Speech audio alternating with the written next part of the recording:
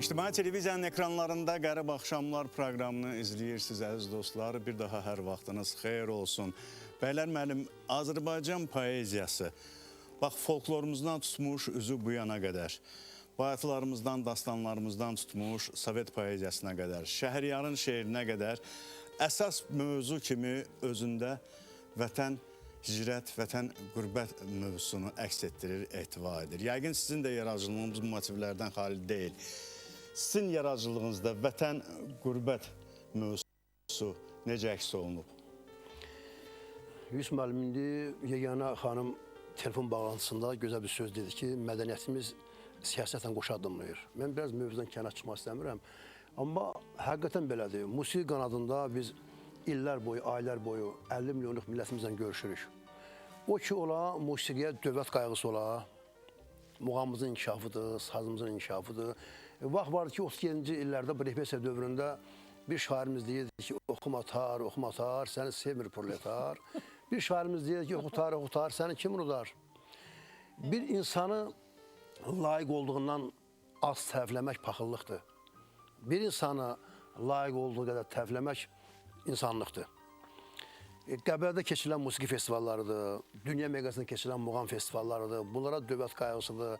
İnsanın arxası dağa söykələndə o sənət daha da yaxşı inkişaf edir. Görürsünüz, 5 dəqiqənin içində bu Vəsilə xanımdır, Cəbrayıl müəllimdir, bu ansambıldır, Füsalə xanımdır. Səsi bizdən daha çox cəmaata çatır, dünya aləminə çatır musiqi ilə. Çünki muğam dinləyən kimi ya da Koroğlu düşür, ya da Nəbi düşür, ya da Həzi düşür, Mehdi düşür. Hələ Şah İsmail Xətanın vaxtında döyüşə gedəndə bir tərəfdə saz olarmış, bir tərəfdə silahlı qoşun gedərmiş. Böyük Peyğəmbərimiz deyib ki, yersiz həcv, yersiz tərif edənlər bizdən deyil. Amma yaxşın gəl, yaxşını deyərsən ki, o pis onu ibrət götürsün ki, həyatda yaxşılar var.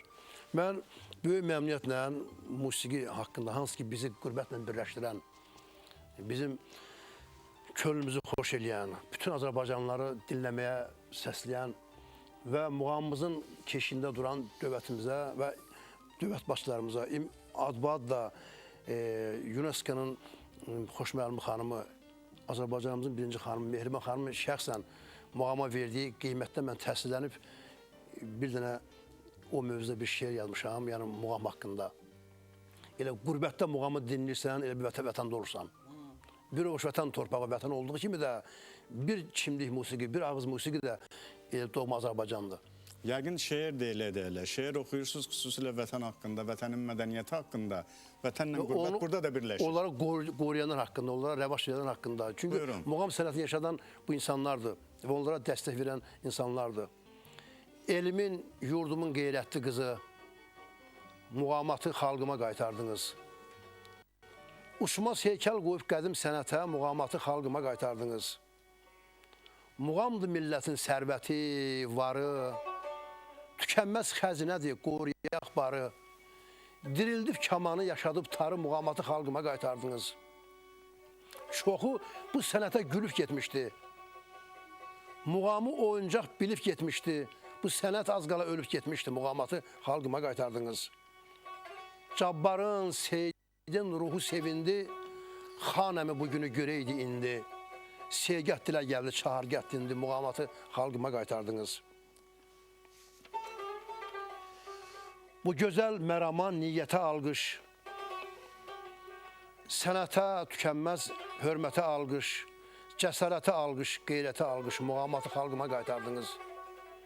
Yeni həyat gəldi, rast ilə şura, bir sənət dünyası boyandı nura. Düz qiymət verildi hər sənətkara, muğamatı xalqıma qaytardınız. Muğama bu hörmət harda var deyin, bəhrəsi bol olar halal əməyin, arısı gül açdı üzü yerbəyin, muğamat xalqıma qaytardınız. Xalqdan üz çevirən ucalmaz, batar, xalqını sevəni xalq əziz tutar, sanki cavanlarsa şahnazdan qatar, muğamatı xalqıma qaytardınız. Dünyaya yayılır muğamın səsi, sevindirir qədir bilən hər kəsi, sənətə hörmətdir muğam mərkəzi, muğamatı xalqıma qaytardınız. Gileyli bəylərə mən necə danım? Sizinlə fəxridir Azərbaycanım, sağ olun, var olun Mehriban xanım. Bu sənəti muğamat xalqıma qaytardınız. Sağ olun, minnətdarıq da sizə. Vüsalə xanım, gəlin sizin ifanızda daha xoş bir mahnı eşidib, bir daha zövq alaq. Teşekkür ederim. Bu yeni bir nəğmədir. Mənim sözlərimə bəstələnmiş Rasim Məmmədovun bəstəsi gözəl bir nəğmə ilə. Buyurun.